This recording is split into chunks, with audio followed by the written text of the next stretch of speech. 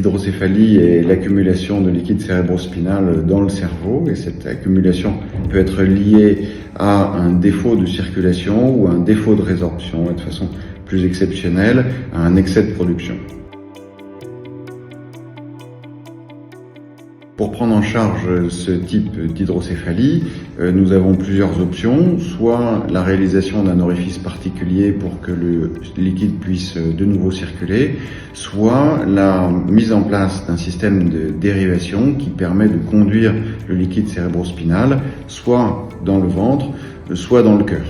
Et donc ce type de dispositif suscite beaucoup de questions, beaucoup de problématiques, et c'est à ces questions que l'application HydroApp nous aide à répondre, aide du coup les familles à y répondre, à trouver le bon interlocuteur, et ça fait partie des intérêts majeurs qu'on trouve à cette application. Le matériel disponible pour la dérivation du liquide cérébrospinal correspond à des valves qui ont plusieurs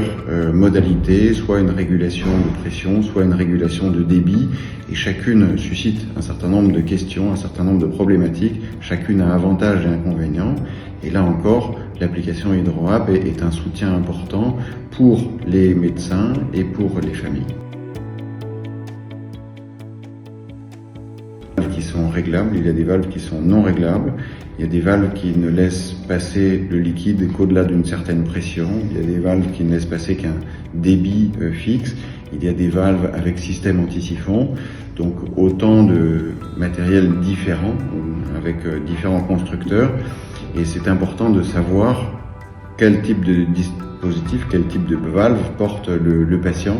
pour la prise en charge, notamment de l'urgence, parce que ces valves sont susceptibles malheureusement de dysfonctionner en se déconnectant, en se bouchant, en migrant, en se déplaçant, et donc il est très important de savoir quel type de matériel est en place pour prendre en charge de la façon la plus adaptée et la plus rapide possible. Alors, l'application HydroApp nous permet d'être un support pour expliquer aux patients ce qu'est l'hydrocéphalie, comment on la traite et pour le suivi. Donc, étant un support, on en parle aux familles au moment où on met en place la dérivation, la valve, et on en parle également aux consultations de suivi.